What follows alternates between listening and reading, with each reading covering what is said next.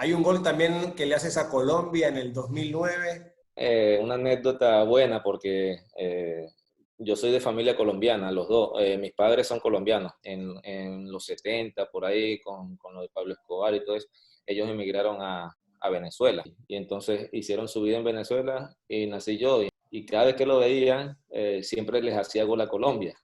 Mm. Entonces, los amigos de mi papá que son colombianos le decían, ¿y tu hijo qué le pasa?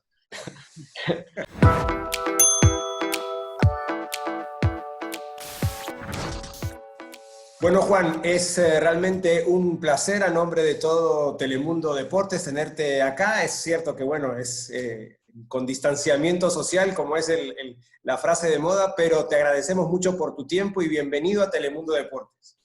Muchísimas gracias a ustedes y gracias por la oportunidad. Bueno, aquí estamos, como tú dices, en este distanciamiento que a todos nos tiene un poquito locos, pero así estamos, ¿no? Hay que cuidarse lo mejor posible para poder ayudar a la familia también, porque si no estamos así, la familia también lo sufre. Claro. Bueno, Juan, yo voy directo al fútbol. Obviamente extrañamos tanto el fútbol todos, me imagino que tú también, que quiero ir directo. Yo te quiero hacer una pregunta porque tengo años de ver tu carrera y realmente de quedar enamorado de los goles que hacías y, bueno, las asistencias y todo eso. Pero yo te quiero preguntar, esa pegada tan peculiar que tienes, me imagino todavía, porque dicen que la calidad nunca se pierde. ¿Cómo la descubriste? ¿Cómo le podías pegar tan bien a la pelota? Casi que ese dicho tan famoso que donde pones el ojo, pones la bala, te va perfecto a ti, ¿no? De verdad que fue con bastante entrenamiento, ¿no?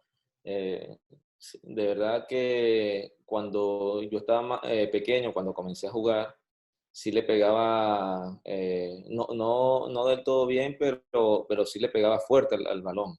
Y, y uno poco a poco, desde pequeño, fue mejorando el pateo, fue mejorando la técnica, pero de verdad que cuando empecé con los tiros libres fue cuando empecé a jugar profesional, ¿no? Yo lo dije hace poquito en una entrevista que yo aprendí viendo a uno que jugaba conmigo que era un brasilero que se llamaba o se llama todavía Gilmar. De repente muy pocas personas lo conocen. Es un brasilero que estuvo jugando con Nueva Cádiz, con el Zuliano en su momento, y que era un zurdo que le pegaba increíble. Entonces, yo con 18, 19 años, pues me junté, veía cómo le pegaba a él y lo imitaba, ¿no? Y así fue donde aprendí yo. Es que acomodabas el cuerpo de una manera perfecta, tirándolo levemente para enfrente. Y yo veía tus goles, yo decía, cuando recién empezabas, este flaco, ¿cómo le pega? Porque además, eh, o sea, no eran, digamos que no estábamos tan acostumbrados a ver un venezolano que le pegara tan bien a la pelota. Y entonces yo siempre me quedé con eso de querer preguntarte, por eso es la primera pregunta que te hago. Bueno, primero quiero arrancar con la selección nacional. Estuviste desde muy joven ya convocado a la selección, eras ya, digamos que los técnicos te veían algo diferente desde que eras muy joven. Y tú arrancaste, Juan, con el Pato Pastoriza, que en paz descanse, ¿no? ¿Cómo fue o qué tan importante fue Pastoriza en tu carrera? Fíjate, ahí haciendo una pequeña pausa con Pastoriza, que fue el que me debutó en la selección mayor, porque en Venezuela decimos selección mayor, de repente en México dicen selección absoluta, Sí. eh, pero haciendo una pausa ahí, el que más me enseñó eh, o el que me inspiró o el que me abrió esas puertas a la selección fue Lino Alonso, que en paz descanse, que todo el mundo lo conoce, todos los que han pasado por la selección siempre han pasado por él, por las categorías inferiores, desde la sub-15 hasta profesionalmente.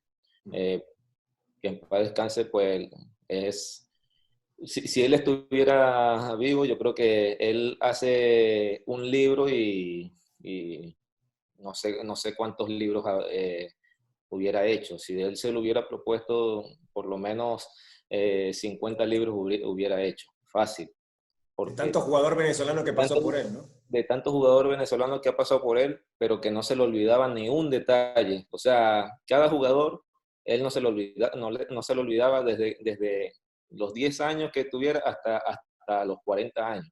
Todo lo que hacía.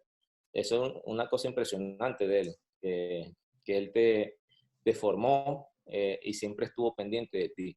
Hasta mis 39 años, o bueno, él murió creo que hace 2 años, pero hasta mis 37 años, desde los 12 años, siempre estuvo pendiente de mí. Igual le estuvo pendiente de todos los que pasaron por él. Y eso para uno es interesante y para uno es reconfortante que un entrenador que te llevó desde la sub-15 siempre siguiera tu carrera y para mí ese es el primer promotor de todo esto. Después llegó Pastoriza, que me debutó en la primera división de la selección y ahí agarré también mucho más experiencia, ¿no? Obviamente que Pastoriza ha sido importante para mí porque fue el que me debutó en la selección mayor. Después del Pato llega César Farías y ya, digamos, estás No, consolidado, ¿no? llegó primero Richard Páez. Richard Páez y después Farías. ¿Cómo fue con Richard Páez primero y después todo ya, ahí te consolidaste ya como titular casi indiscutible en la selección venezolana? Richard Páez llegó a la selección con la mentalidad que le hizo cambiar al futbolista venezolano. Ya se había cambiado el chip con la llegada de Pastoriza y Richard puso esa irreverencia en el jugador, ¿no? Que creyera en sí, que creyera en uno mismo, que le podíamos jugar de tú a tú a cualquier equipo, esa confianza que necesitaba o que necesita el jugador para ser atrevido, para ser que el rival no es más que tú. Y creo que eso lo hizo entender perfectamente Richard Páez. Ya con la llegada también, con la ida de Richard y la llegada de César Faría, él siguió con eso mismo, pero en su momento Richard Páez, nosotros jugábamos mucho más al fútbol y hay veces que nos defendíamos menos. Por ahí nos ocasionaba mucho más peligro, nos costaba un poquito más defender. Y con la llegada de César fue la misma idea, pero el equipo mucho más compacto y salida más rápida. Entonces fue una línea bastante ascendente que nos hizo crecer mucho, cada día más y hasta que ahora como está la selección, ¿no? Ese equipo, me acuerdo, ese equipo de César Farías era muy difícil hacerle goles, ¿no? Se plantaba muy bien y como que heredó esa confianza, ¿no? Que les había dejado Richard Páez y ahí sí como que el equipo se soltó más y se consolidó, ya ganándole a varios y jugándole de igual a igual a todos. Sí, exactamente. Por eso te digo que de repente a César Faría lo criticaron mucho porque pensaban que él jugaba mucho más defensivo. Pero yo lo dije en una entrevista anterior que fueron no sé la palabra, muy críticas las palabras con él porque él jugaba prácticamente ofensivo también. Jugaba con dos delanteros, jugaba conmigo en la izquierda, con Maestrico González, que también es bastante ofensivo por la derecha, y a veces jugaba con un solo contención que era Tomás Rincón y Seija, o a veces jugaba otro más ofensivo, a veces jugaba con Luciana y Tomás, pero siempre tuvo esa mentalidad ofensiva. Ahora, lo que decía es que cuando perdiéramos la pelota, pasáramos la línea de la pelota como para ser más compacto, para que no le demos eh, oportunidad rival de que nos ataquen fácilmente. Y eso para mí no es ser defensivo. Ahora que el rival también juega y a veces nos hace meter atrás para no tener espacio del rival. ¿La eliminatoria sudamericana es la más difícil de todas? Yo creo que sí. Yo creo que para mí es la más difícil de todas, sin duda. Por lo parejo de todos los equipos, ¿no? Sí, porque uno se pone a ver en Europa por ahí puede ser que hay eh, algunos equipos, dos equipos de los grandes y dos equipos de los pequeños, y por ahí tiene mucho más facilidad para clasificar. En cambio, aquí en Sudamérica es todo contra todo, Claro. ida y vuelta, entonces es mucho más difícil. Esa eliminatoria para Alemania 2006, creo que le hiciste goles a todos los equipos, ¿no? A ver si no me equivoco, pero yo recuerdo muy bien que era la sensación de ese equipo de Venezuela, con además una calidad de goles increíble. ¿Te acuerdas de esa eliminatoria? Ahorita mismo no me acuerdo de esa eliminatoria, pero a Argentina yo nunca le hice gol. Creo que ni a Argentina ni a Paraguay, creo que no le hice goles. Hay unos goles tuyos, que yo recuerdo, hay uno que le hiciste a Uruguay, un tiro libre que pasa en medio de la barrera en el 2007, ¿te acuerdas? Sí, en la Copa América de Venezuela. Es un Sí, tiro que, este partido lo perdimos creo que 4-1. que el gol tuyo es que pasa por en medio de la barrera, ¿no? Sí. Hay un gol también que le haces a Colombia en el 2009, uno de los Eso varios es, goles. eso es una anécdota buena porque yo soy de familia colombiana, los dos. Mis padres son colombianos, mi mamá y mi Mm, papá. sí. Pero en el momento donde estaban los problemas en Colombia, en los 70 por ahí, con lo de Pablo Escobar y todo eso, ellos emigraron a Venezuela. Y entonces hicieron su vida en Venezuela y nací yo. Y entonces allá en Venezuela hay mucha colonia colombiana.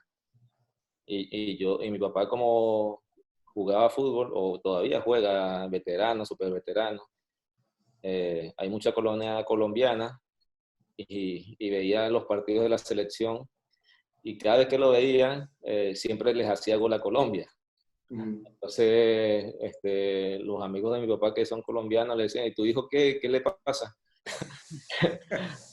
Y eso da risa porque también yo tengo sangre colombiana también y siempre que jugábamos con Colombia o hacía pase a gol o hacía gol. Y sí, eso daba risa porque hay veces que también llegaba yo y me decía, ¿y tú qué? claro. ¿Nunca tuviste la opción de jugar con Colombia, Juan?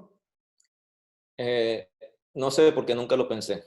Nunca lo pensé. Siempre. Ok. Este, hasta ahora, yo nunca, porque yo podía sacar el pasaporte colombiano en cualquier momento. Hasta ahora, hasta hace poco es que tengo el pasaporte colombiano, porque lo saqué así, hace un año lo saqué.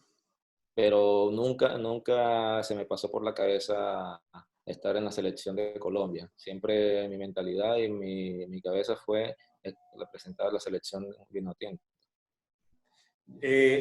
Tú eres un ídolo para la gente más joven, bueno, y para todos, ¿no? Y dicen que hay un antes y un después en Venezuela, un antes de Juan Arango y un después de Juan Arango, a tal punto que mucha gente se quedaba o se paralizaba para ver un partido tuyo, por ejemplo, en el Mallorca, que antes lo hacían más con el béisbol, para ver algún un partido de grandes peloteros que siempre tuvo Venezuela.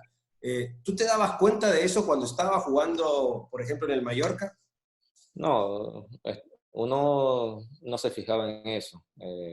Sí sé que toda la afición de Venezuela hasta el día de hoy, que ya llevo 5 años retirado de la selección, de verdad que he sentido el apoyo de toda esa afición, ¿no? De ese agradecimiento, de ese amor que le tienen a Juan Arango. Eso de verdad que estoy bastante agradecido de toda esa gente que no se ha olvidado de Juan Arango, a pesar de que ya está retirado de la selección. Y eso para mí es un agradecimiento infinito para toda esa gente que está ahí todavía, ¿no? ¿Fue ese el mejor momento de tu carrera o en el Borussia Mönchengladbach también crees que puede competir con ese momento tuyo en el Mallorca? Sí, para mí en el Mönchengladbach también yo pienso que fue mucho mejor. ¿Por qué? Porque en Mallorca hice bastantes goles, todavía soy el segundo máximo goleador en la historia del Mallorca, pero en Alemania aprendí mucho al sacrificio, a defender más. Y yo no me caracterizaba por ayudar en defensa, sino siempre en atacar. Y, y entonces cuando fui a Alemania tuve ese aprendizaje, ¿no? Que me ayudó también trasladarlo a la selección. Hay una anécdota tuya, bueno, que me imagino que recuerdas muy bien, cuando el Mallorca le gana al Real Madrid y por esa derrota despiden a Florentino Pérez. ¿Te acuerdas de ese partido y cómo lo vivieron?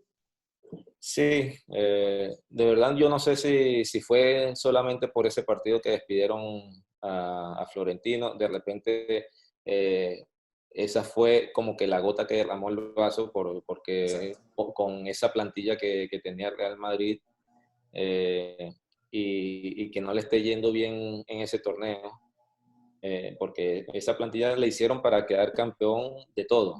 De todo. Claro, y entonces en ese momento creo que el Madrid no sé si tenía 2 o 3 partidos perdidos en fila o empatados y llegar el Mallorca eh, en un problema que estábamos nosotros metidos en descenso para bajar de categoría y ganarle a Real Madrid con ese equipazo que tiene, pues yo pienso que era la gota que derramó el vaso.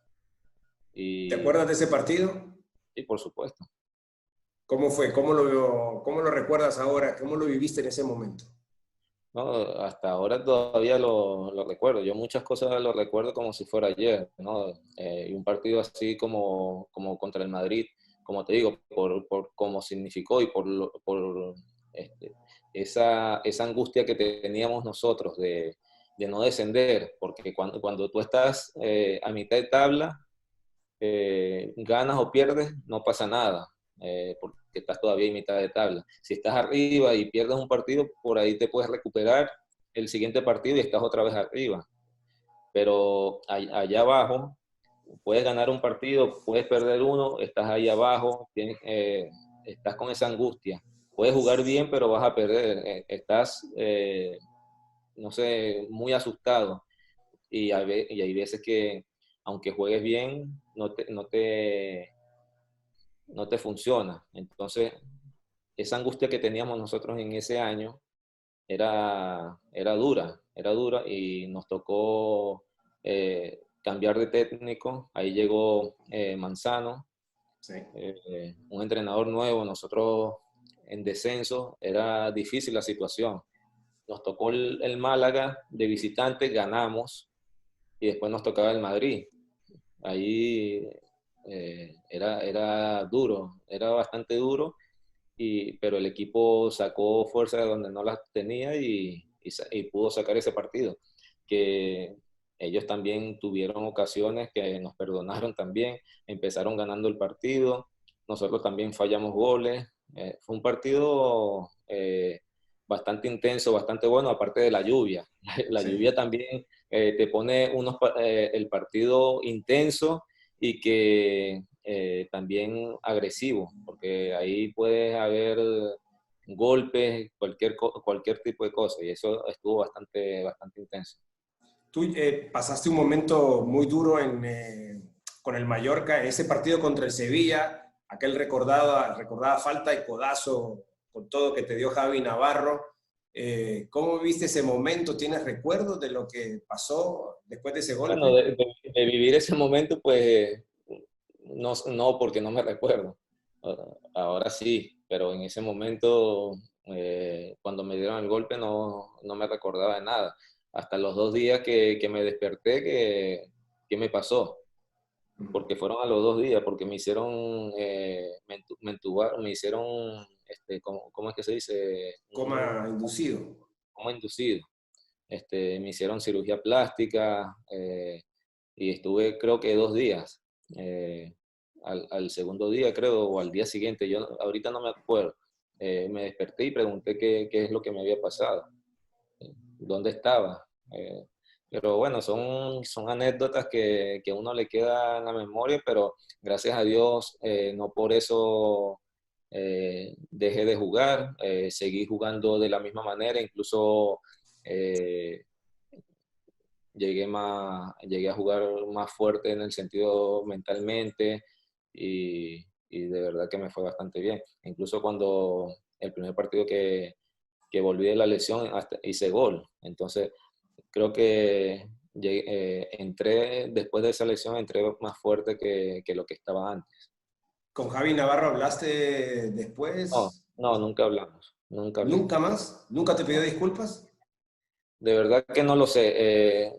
Personalmente no lo hizo. Yo no sé si él fue a la clínica. Me comentaron que él fue a la clínica, pero las personas que estaban ahí no lo dejaron entrar. De verdad no lo sé. Después nunca más tuviste ni una comunicación, nada. No. Wow. Las cosas del fútbol, ¿no? Después, Claro. bueno, es increíble. Bueno, con el Borussia en Mönchengladbach tuviste también un gran recorrido. Ahí te pusieron de Special Juan. Tuviste grandes compañeros también como Marco Reus, ¿no? Que era muy joven. Sí, no solamente Marco, también estaba Ter Stegen, que está en el Ter Barcelona, Stegen, el arquero. Dante, que jugó en el Bayern de Múnich, jugadores bastante buenos, interesantes y que hicieron muy buenas temporadas, ¿no? Marcos también llegó cuando yo llegué eh, y de verdad que creció futbolísticamente bastante rápido. Él era ficha del Dortmund. El Sí. Dortmund se lo vendió al Mönchengladbach por menos de 1 millón de euros y después se lo volvió a vender en 17 o 18 millones de euros. Imagínate. ¿Cómo, cómo era? Porque uno, digamos, conoce un poquito más la Liga Española y todo, pero la Bundesliga no son muchos los jugadores latinoamericanos que tienen ese testimonio. ¿Qué de diferente ves, por ejemplo, entre el fútbol latinoamericano, mexicano también que estuviste ahí, el español y el alemán? ¿Por qué son los alemanes, digamos, tan fuertes a la hora de jugar en todos sus equipos y en las selecciones? Pero fíjate que eso era antes en los años 70, 80, 90, hasta 2000, vamos. Pero cuando yo llegué, mucha gente me criticó a mí, ya yo lo he dicho varias veces, mucha gente me criticó a mí porque decían que para qué te ibas al fútbol alemán. Te va a ir mal, y de repente podían tener razón, podían no. Pero yo tenía la convicción de que me iba a ir bien. Sí es cierto que el fútbol alemán en ese entonces eh, se caracterizaba por jugar mucho más el pelotazo, a jugar a la fuerza, a jugar a lo más físico. Y mi juego no se caracterizaba por eso, sino mucho más técnico, mucho más pase, más balón pegado.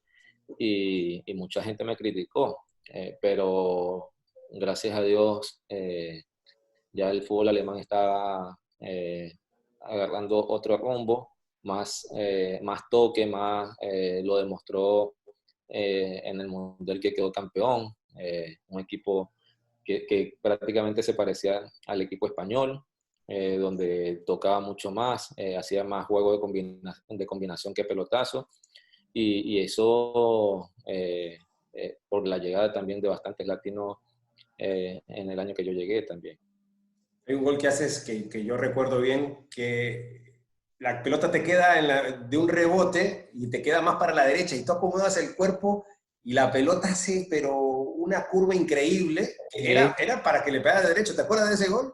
Sí, en mi Instagram lo puse creo que hace menos de una semana ese gol. Creo que si lo ves en mi Instagram lo coloqué y dije contra quién es este gol. Eh, pero sí, estaba para la derecha, pero como la derecha yo lo utilizo para caminar y para pisar el acelerador, entonces me tuve que acomodar bien para pegarle con la izquierda. Es cierto que te querían hacer una estatua en Mönchengladbach, no sé si la hicieron. De verdad que no sé. Yo soy una persona que soy muy antiparabólico en esas cosas. Muchas han dicho que han hecho una iglesia, una estatua. De verdad no lo sé. Si está agradecido voy a estar agradecido con el Borussia toda mi vida por el cariño que me brindó, por todo lo que hemos pasado. Y así como estoy agradecido con el Borussia, estoy agradecido con el Mallorca y estoy agradecido también de México, porque México fue que me abrió las puertas a mí para ir a esos dos, porque para mí España y Alemania junto con Inglaterra son las ligas más importantes en Europa. Ahora, Claro. por ahí Italia también, pero para mí, que yo la he jugado, Alemania y España son de las mejores. Inglaterra porque se ve, Sí. se ve. Italia yo no soy muy seguidor del fútbol italiano, pero estoy bastante agradecido de México porque me abrió las puertas para ir a esas dos ligas y el fútbol mexicano pues muchos no lo valoran, mucha gente no lo valora y de verdad que es un fútbol que aparte que le abre las puertas a todos los jugadores de Sudamérica y de Centroamérica, es un fútbol bastante competitivo. Sí, bueno, ahí pasaste en Monterrey, después con Pachuca, que te fue muy, muy bien, Puebla, de paso, y después también en Tijuana, ¿no? Que tuviste un gran desempeño también haciendo goles increíbles. Sí, ¿Cuál? exactamente, por eso te digo que estuve 3 años, cuando llegué a los 20 años, estuve de los 20 a los 23, casi 24, en México. Después de todos esos años que estuve en Europa, yo quise volver a México otra vez, porque fue donde me abrió las puertas y donde me dio la oportunidad de salir de mi país. Entonces, uno hay que ser agradecido y yo le doy bastante agradecimiento a México. Aparte, tengo Eh, una hija de 18 años que es mexicana, entonces Mexicana. hay que agradecer a México. No, además las figuras que hay, o sea, quizás no hay mucho jugador o muy joven que primero se va a México y después a Europa. Tu caso, el caso del grande, Camoranesi, por ejemplo, que después fue campeón mundial también con Italia. Y ahora también es la llegada de jugadores como Gignac, que prefieren, en vez de quedarse en Europa, han regresado o prefieren jugar en México. Así que el nivel es muy alto y no es fácil triunfar ahí tampoco, ¿no? Tú No, eres testigo de no, eso. para nada, porque aparte de que la liga es bastante competitiva, hay partidos donde, por ejemplo, se juega en Pumas, se juega a las 12 del día y es altura, es calor y el campo es pesado. Sí. Y te quieres morir a esa hora. En Toluca juegan también a las 12 del día y es alto. En el DF también es alto. Después vas para Monterrey y te meten en el calor que te quieres incendiar. Entonces, son situaciones que son extra futbolísticas, pero que también te afectan a la hora de jugar y que el equipo toma su ayuda, ¿no? Cada equipo tiene sus condiciones y eso también hace que la liga sea bastante competitiva, bastante dura. Influye. Eso suele pasar también, me imagino que en la eliminatoria sudamericana, ¿no? Cuando venías de Europa, por ejemplo, jugabas en Maracaibo y después te tocaba ir a La Paz o viceversa, ¿cómo O los viajes también sufrías? largos, por ejemplo, jugaba en Brasil o en Argentina y después jugaba a los 4 días en Venezuela, que son 6, 7 horas para preparar el partido en 2 días, a veces costaba, pero sí, en La Paz, ahí te quedaba, se te ponía la boca blanca, te quedabas en el entretiempo tenías que ponerte oxígeno para que no te doliera la cabeza, o sea, muchas cosas que eso afecta y que el equipo saca ventaja de eso. ¿Son las peores condiciones jugar en La Paz o es peor jugar en un calor extremo y humedad? Las dos cosas son peores, son difíciles. Pero como te digo, cada equipo intenta sacar ventaja, como hay de repente equipos que los que juegan, por ejemplo, si Brasil le gusta jugar mucho a toque, hay otros equipos que te intentan colocar el campo feo, con altibajo, para que le bote el balón, para que no puedan jugar cómodo. Hay muchas variantes, ¿no? Que cada equipo pueda tener ventaja. O los que les gusta jugar rápido y te ponen el campo alto y seco, el balón no va a correr de la misma manera que el campo corto y mojado, ¿no? Juan, ¿te acuerdas aquel amistoso que jugaron que no se iba a jugar y que después al final se terminó jugando, creo que fue en Ciudad Juárez contra México, que le hiciste uno mejor que otro, 2 golazos a México de tiro libre? No, de verdad no me acuerdo. Sí, me acuerdo. Sí, sí. ¿Te acuerdas? Ese segundo gol, no sé, que eran 35, 40 metros, el segundo que le hiciste. Sí, por ahí. ¿Tuviste, ese día tuviste un problema con Rafa Márquez, sabes? No. No, después, ¿no? Nunca nada. Que leí por ahí que había habido un encontronazo con Rafa, ¿no? Nunca. No, Rafa Márquez es una grandísima persona. Nunca lo traté así más de un minuto, pero es una grandísima persona, se ve. Y no, nunca tuve problemas con él. ¿Cuántos zurdos en esa selección venezolana en la que tú jugaste, ¿no? El zurdo, me acuerdo que Urdaneta también era Urdaneta, zurdo, Rojas. el zurdo Rojas, sí. O sea, todos eran zurdos de gran nivel. Éramos bastante zurdos ahí. Sí. O sea, era porque no es, digamos, tan natural, ¿no? Ver, sobre todo en una selección, jugadores de gran calidad, Y todos en la zurdos. alineación que ponía Richard Páez, se hizo muy famoso los tres zurdos, que era Urdaneta, Ricardo Páez y yo, ¿no? Rojas, zurdo Rojas también. No, el zurdo, Ricardo Páez. Ricardo Ricardo Páez. Gaby Urdaneta y yo, que jugamos de volante, el zurdo Rojas jugaba de lateral izquierdo. ¿A ti te gustaba jugar más por la izquierda o también por la derecha para enganchar hacia adentro y tener el arco de frente? Yo muy pocas veces jugué por la derecha. Siempre por la izquierda, a pesar de tu gran pegada, ¿no? Siempre jugué por la izquierda y jugaba, mi posición natural era media punta. Más media punta, atrás del delantero, pero muy pocas veces me utilizaron ahí, sino más me utilizaron por la izquierda. Pero digo, o alguna vez probaste o no te gustaba jugar ahí para quedar mucho zurdo que juega con el perfil cambiado? Nunca me probaron por ahí, por la derecha.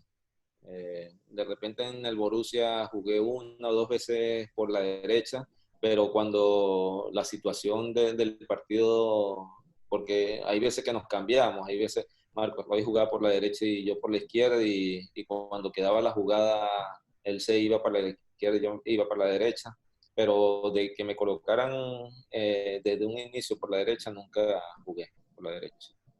Tú eras un gran pasador y revisando tus jugadas y tus goles, quizás la gran calidad de tus goles opacaron lo buen pasador que eras. Yo creo que sí, porque mi característica era, o yo me caracterizaba era por los pases a gol o los pases a los delanteros. De repente, ya por los goles de tiro libre, por los goles de larga distancia, de repente se olvidó un poco más lo que yo me caracterizaba. Juan, la gente y muchos compatriotas tuyas se preguntan qué vas a hacer ahora, cuáles son tus planes en el futuro inmediato, cuando la pandemia lo permita. Sí, estoy en proyecto de hacer alguna, ¿cómo es que se dice? De scout, de jugador, de no clínicas, porque eso no suena bien. Campamentos, campamentos de niños aquí en Miami, pero como tú dices, con esta situación que nos abruma a todos, pues ha sido bastante complicado, ¿no? Esa es la intención mía de intentar que los niños crezcan y que sean profesionales como fui yo y que estos campus pues sean para eso, ¿no? Para que ellos aprendan a crecer con esa mentalidad. ¿Hay algún jugador que tiene tu pegada que cuando tú lo ves te recuerda a ti? Sí, lo dije hace poco. Otero es un jugador que le pega muy bien a la pelota y que ha hecho grandísimos goles de tiros libres. ¿Qué equipo te gusta ver ahora cuando normalmente hay fútbol, un fin de semana que dices, prendo el tele? ¿Qué equipo es el primero que quieres ver? Yo me la paso viendo casi siempre los equipos donde yo jugué.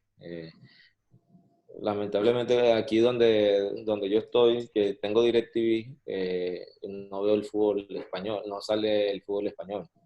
Sale el fútbol alemán y el mexicano. Entonces me pongo a ver mucho la Bundesliga, donde cuando juega el Borussia Mönchengladbach, y veo mucho también los partidos de Tijuana, los de Monterrey, donde yo jugué, ¿no? El ¿Te fútbol ves mexicano, algún, el fútbol mexicano y el fútbol alemán es lo que ya más veo. lo que más ves? ¿Te ves alguna vez dirigiendo a la Vinotinto, Juan? Sí, todavía no lo he pensado bien, pero sí me podría ver dirigiendo la selección. ¿Te gustaría? Sí, claro, por Es supuesto. una, es la camiseta, ¿no? Que no, la más linda de todas, la que te Es pusiste. como cuando uno dice, al- uno no puede decir al amor de tu vida que no. Entonces, la Vinotinto fue lo que me dio todo, respetando los clubes donde yo estuve, pero representar a un país, eso es lo mejor o lo más bonito que te puede pasar. Entonces, decirle que no a la selección, eso no existe. Esa selección que quedó cuarta en la Copa América del 2011 en Argentina, ¿qué recuerdos tienes de esa Copa América? ¿Por qué logró llegar tan alto esa Venezuela?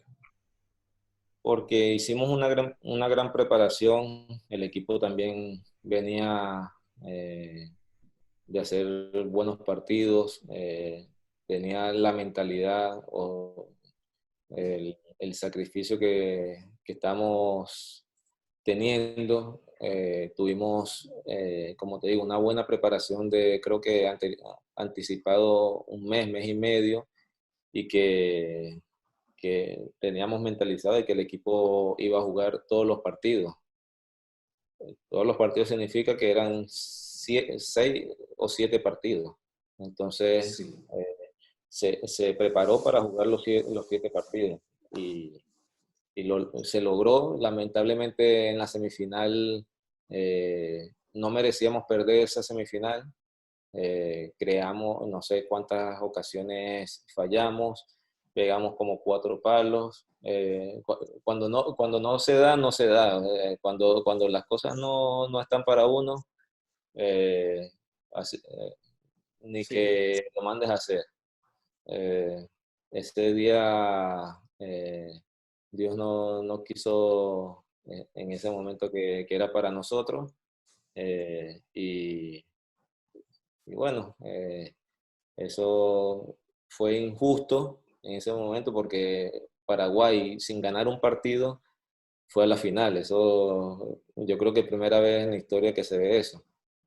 Sí, porque le había ganado a Brasil también en penales y después también Sí, en penales, o sea, ¿no? sin ganar un partido en sí, porque en la ronda eliminatoria eran 3 partidos creo que perdió, creo que empató los 3. Sí. Empató los 2 primeros y empató con nosotros porque con nosotros que empató 3-3. Después fue a cuartos de final y empató con Brasil. Semifinal con nosotros empató también hasta que perdió con Uruguay la final. Bueno. Pero sin ganar un partido, sin ganar y sin perder, creo.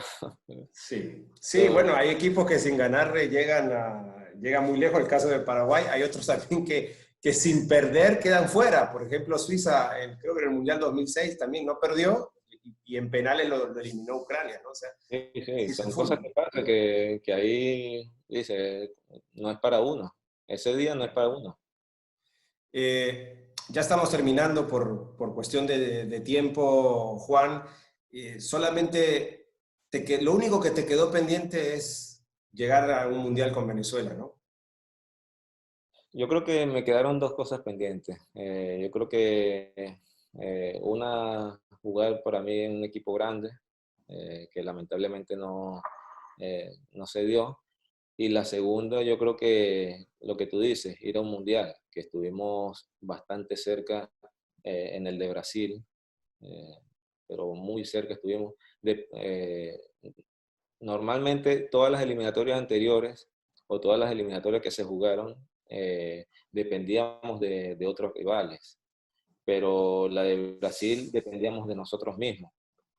Y de verdad que eso dolió bastante porque si se daban algunos resultados era para nosotros crucial, ¿no? Por ejemplo, yo digo que el Mundial lo perdimos en el partido contra Bolivia y contra Uruguay. Esos son los 2 partidos claves donde perdimos nosotros las eliminatorias. Ya para irnos, ¿lo ves con capacidad para pelear, para competir a Venezuela en esta eliminatoria para Qatar? Sí, por supuesto. Con una plantilla como hay ahora, que es una plantilla bastante amplia, donde hay grandísimos jugadores jóvenes que tienen grandísimo talento, y tienen las ideas claras, yo creo que con una muy buena preparación y ser positivos. Y para mí las eliminatorias también pasan por ser contundentes en casa, por ser duros en casa y no dejar perder puntos en casa. Porque fuera de casa cualquier cosa puede pasar y puedes arrebatar algún punto, ganar algún partido fuera de casa. Pero en casa sí tienes que ser bastante fuerte. Yo pienso que las eliminatorias pasan por ahí. Y eso fue lo que nos pasó a nosotros en Brasil, eh, que dejamos escapar un partido importantísimo en casa, que fue contra Uruguay, el rival directo, que lo perdimos 1-0 y ahí fue donde se nos escapó las eliminatorias. Bueno, Juan, te quiero agradecer en nombre de todo el equipo de Telemundo Deportes esta deferencia que has tenido con nosotros. Sabemos que es un momento muy complicado.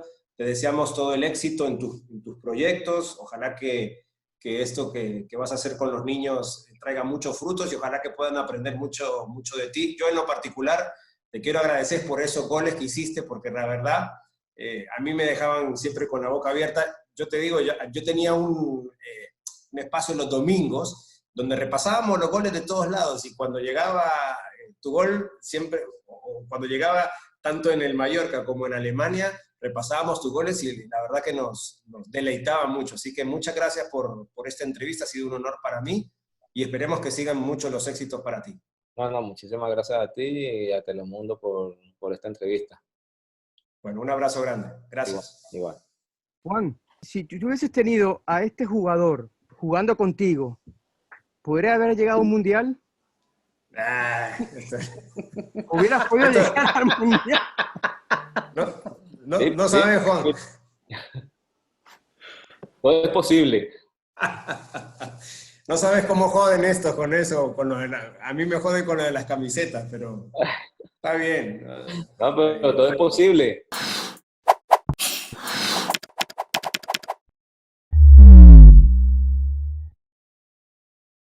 Ya que nos encontraste, no nos pierdas. Suscríbete a nuestro canal de YouTube de Telemundo Deportes.